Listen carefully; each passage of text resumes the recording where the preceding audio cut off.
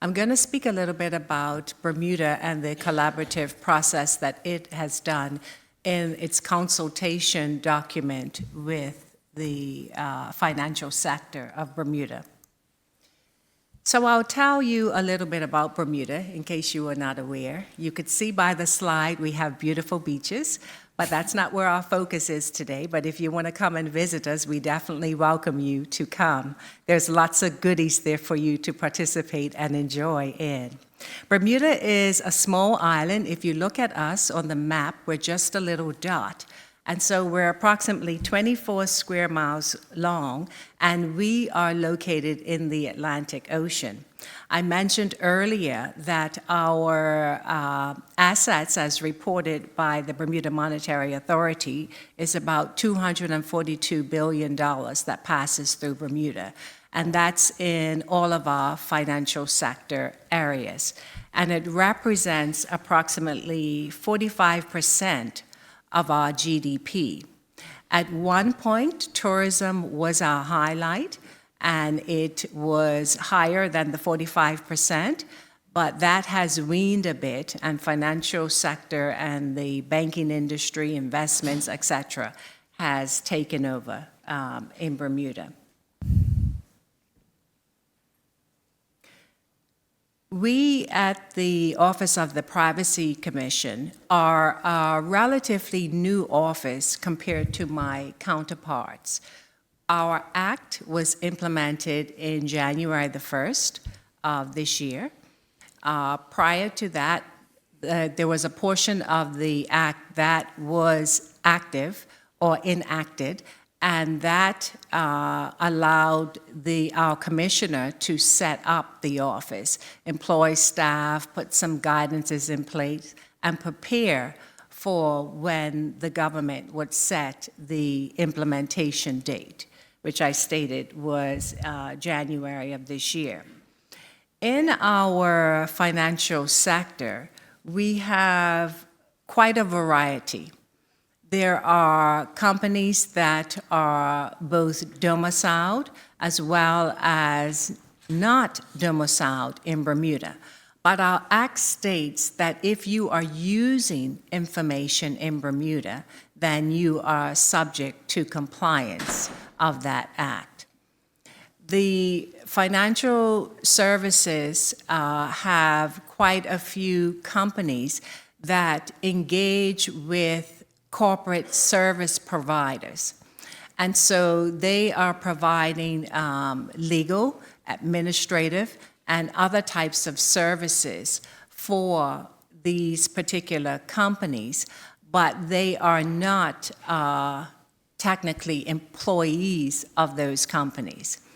And so one of the things that we decided to do at our office, since data protection was something new for Bermuda, is we decided to consult with the financial sector.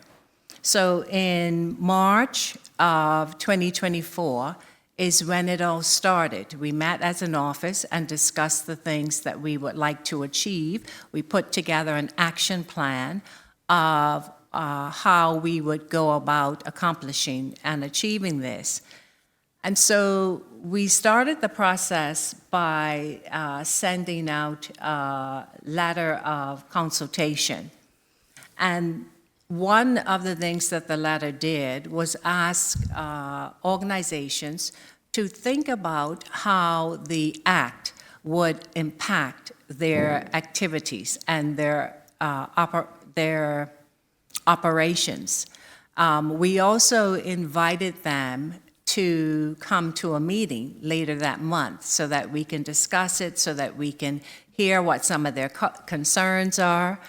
And so that was done later in the month of March. And between March and September, given that there were some organizations that could not meet with us during the scheduled time, we then had one-on-ones with them because, like I mentioned, we believe in collaboration, we believe in consultation, and we wanted persons to feel comfortable with being compliant with our act, especially since this was something new. And so we figured that we'll take a more gentle approach than a hard approach. And so upon doing that, we were able to produce our first draft of the financial sector guidance in September. And we put that out for responses from those persons that have participated. And we received their feedback by November. And it took us a few more months to finalize the document. Bermuda being a financial services sector, of course, compliance wasn't something that was new to most of the organizations. They're familiar with legal. They already have an established structure and division in most of the offices to be able to support adherence to another act. And our act was, if I can describe it, as more broad than some of other acts that are in place.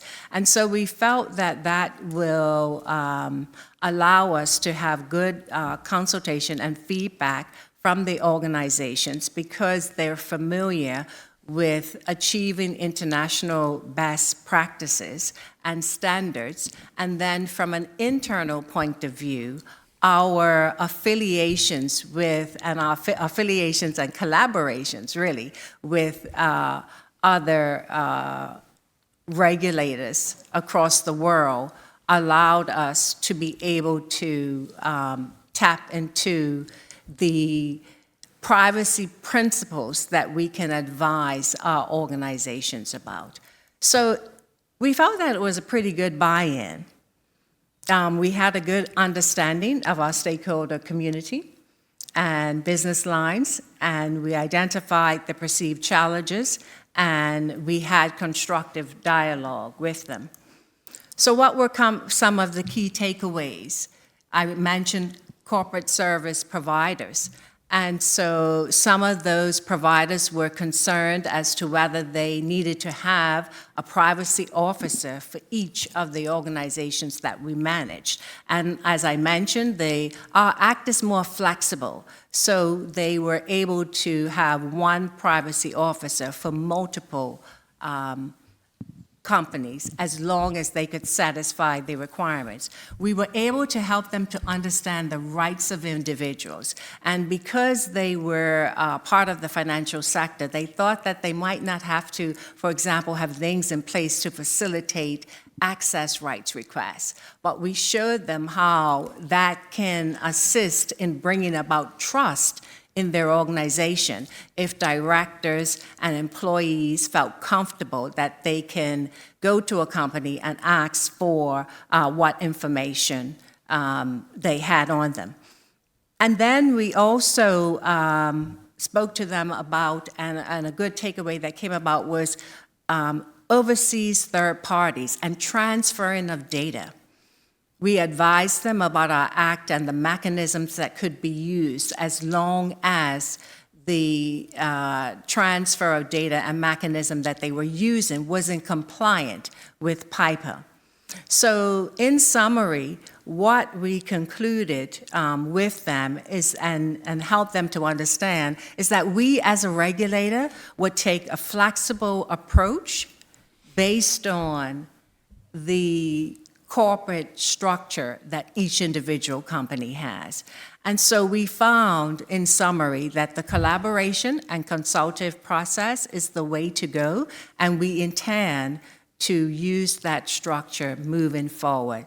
And we trust that we will continue to get good results in working with the organizations.